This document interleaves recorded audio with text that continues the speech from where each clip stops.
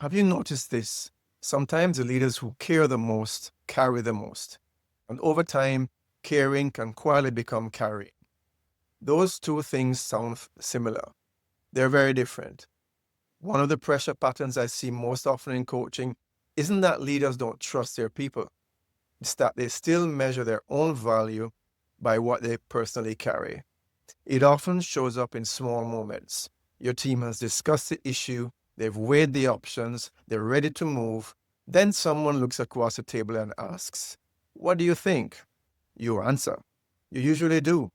Not because you need control, because you care about the outcome, because you want the team to succeed, because you've built a reputation on getting things done.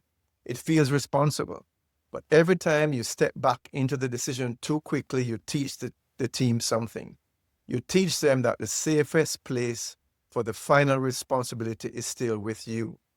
Little by little, ownership starts flowing back to the organization.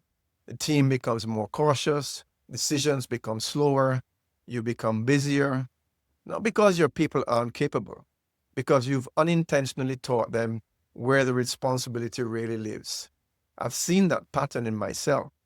When I was leading in Cameroon, I carried responsibility for operations, people, clients, safety, commercial decisions.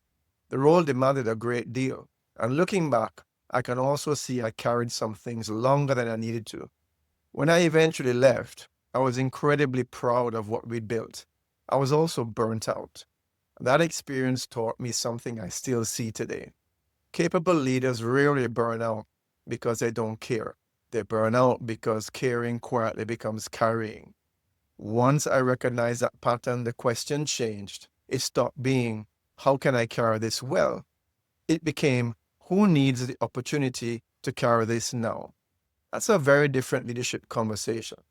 So before you step back into the next decision, pause and ask yourself, am I carrying this because my role truly requires it, or because carrying it still feels like leadership? Because every responsibility you continue to carry is also an opportunity someone else doesn't get to grow judgment. Organizations don't become stronger because one leader carries more. They become stronger because more leaders learn to carry well. What responsibility are you still carrying that someone else is now ready to own?